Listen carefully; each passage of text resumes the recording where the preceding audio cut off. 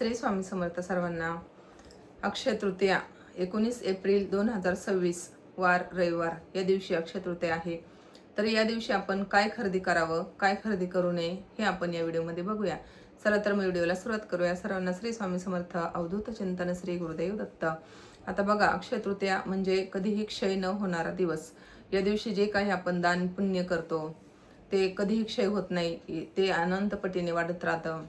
त्यामुळे या दिवशी आपण काय खरेदी करावं, काय खरेदी करू नये हे आपण या व्हिडिओमध्ये बघूया. तर बघा, आपण या दिवशी झाडू खरेदी करावा. झाडू हा लक्ष्मी मातेचा प्रतीक मानला जातो.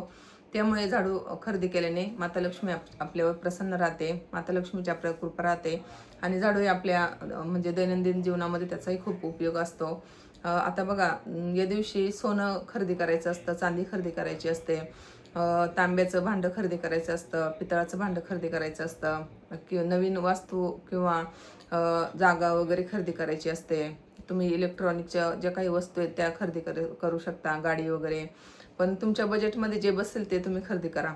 आता सोनं आपण घेऊ शकतो का हो? आता सोन्याचे भाव एवढे गगनाला भिडलेले आहेत. आपण म्हणजे सर्वसामान्य व्यक्ती, माणसं सोनं खरेदी करू नाही शकत. तर आपण मग सोन्यापेक्षा मौल्यवान अशा कोणत्या वस्तू आहेत की जे आपण आपल्या बजेटनुसार खरेदी करू शकतो?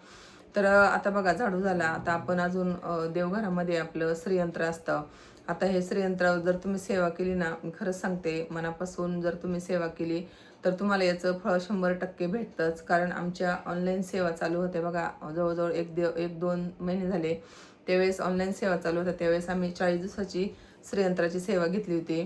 तर त्यावेळेस श्रीयंत्राची सेवा घेतली होती तर खूप ताईंना अनुभव आले की त्यांचे जे काही अडलेले पैसे होते ते पैसे भेटले आणि ज्यांना थोडी आर्थिक चणचण होती पैशाची, त्यांची ती थोडीशी म्हणजे आर्थिक प्रश्नही मिटला. तर तुम्ही श्रीयंत्रावर कोणत्या सेवा घेणार आहे घेऊ शकता. या दिवशी तुम्ही घेणार असाल श्रीयंत्र या दिवशी तर नक्कीच घ्या. आणि हा दिवस खूप बघा, 3.5 मुहूर्तांपैकी एक मुहूर्त आहे हा. मग या दिवशी समजा तुम्ही जर श्रीयंत्र घेणार असाल ना, तर या दिवशी त्या सेवाही त्याच्यावर करा. याच्यावर म्हणजे ते तुमचं श्रीयंत्र हे अभिमंत्रित होईल, सिद्ध होईल.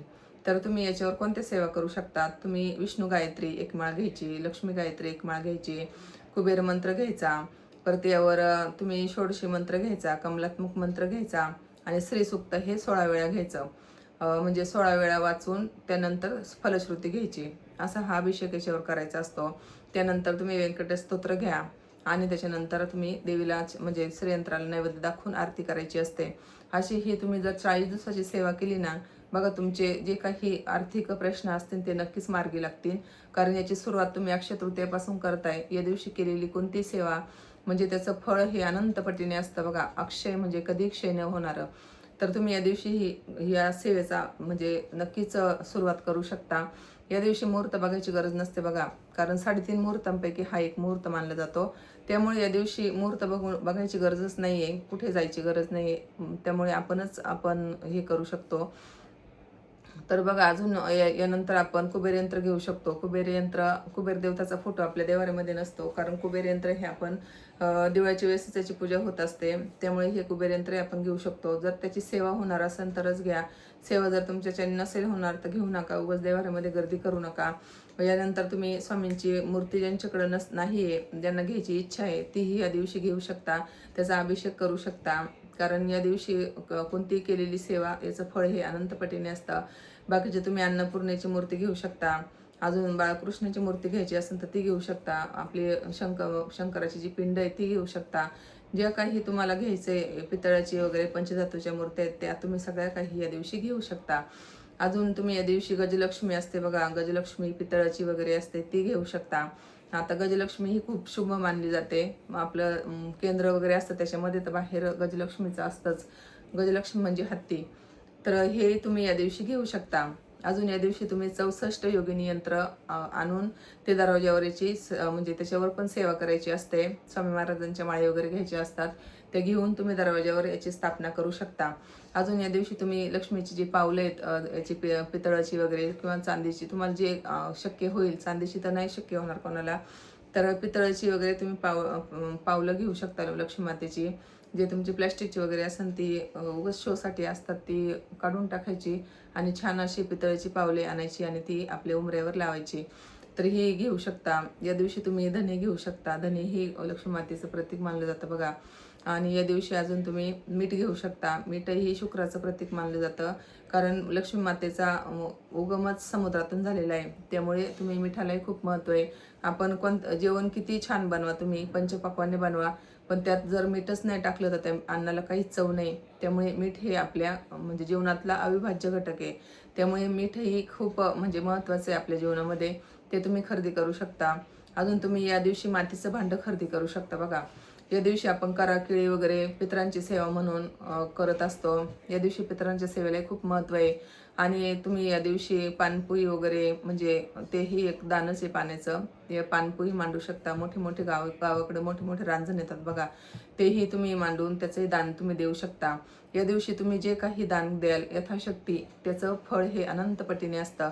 कारण या दिवशी आपण जे काही दान पुण्य करू हे कधीही क्षय होणार नसतं. त्यामुळे आपण जे काही तुम्हाला शक्य होईल त्या दिवशी तुम्ही कोणाला गरीब लोकांना वस्त्राचं दान देऊ शकता, कपडे वगैरे जे तुम्हाला शक्य होईल ते. गाईला तुम्ही चारा देऊ शकता, किंवा ज्या काही आपल्या गोशाळा असतात त्याच्यामध्ये तुम्ही पैशाचं दान देऊ शकता, किंवा मग त्यांना चारा घेऊन देऊ शकता. तुम्हाला जे शक्य होईल ते तुम्ही दान देऊ शकता. पण दान यथाशक्ती द्या, कारण उगाचच म्हणजे आजकाल थोडंसं फसवणूक पण होते बघा. पैसे वगैरे आपण देतो आणि त्याचा बरोबर सदुपयोग होतो की नाही हे आपल्याला माहीत नाही. त्यामुळे तुम्हाला काही दान जर द्यायचं असेल गोशाळेमध्ये वगैरे तर तो चारा वगैरे असं घेऊन द्या, किंवा मग खात्री करा की आपण जे देतोय ते बरोबर सत्पात्री दान होते की नाही. कारण जे आपण दान देतो त्याचा कधी कधी उलटाही परिणाम होतो. जर आपण काही कोणाला काही दान दिलं आणि त्यांनी जर त्याचं वेगळंच काही हे केलं तर त्याचे दोष आपल्याला लागतात.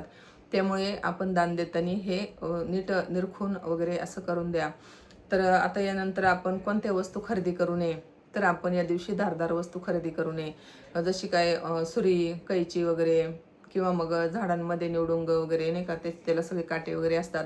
याने आपल्या घरामध्ये निगेटिव्ह ऊर्जेचा म्हणजे प्रवेश होतो आणि आपल्या घरामध्ये वादविवाद, कटकटी होण्याची शक्यता असते. आता अक्षय तृतीया हा एवढा छान दिवस आहे, एवढा मंगलमय दिवस आहे. या दिवशी छान घरामध्ये वातावरण ठेवा, छान देवी देवतांची पूजा करा आणि असं छान सगळ्यांकडून सेवा होत अशी स्वामीचरणी प्रार्थना. सगळ्यांना अक्षय तृतीयाच्या खूप खूप स्वामीमय शुभेच्छा. तुम्हाला हा दिवस अगदी मंगलमय स्वामीमय जावो. स्वामी तुमच्याकडून खूप छान छान सेवा करून घेऊत या दिवशी. हीच स्वामीचरणी प्रार्थना. सर्वांना श्री स्वामी समर्थ. अवधूत चिंतन श्री गुरुदेव दत्त. भेटूया पुढल्या अशाच व्हिडिओ बरोबर. आजची झालेली सेवा श्री स्वामी समर्थ महाराजांच्या चरणी अर्पण करते. श्री स्वामी समर्थ.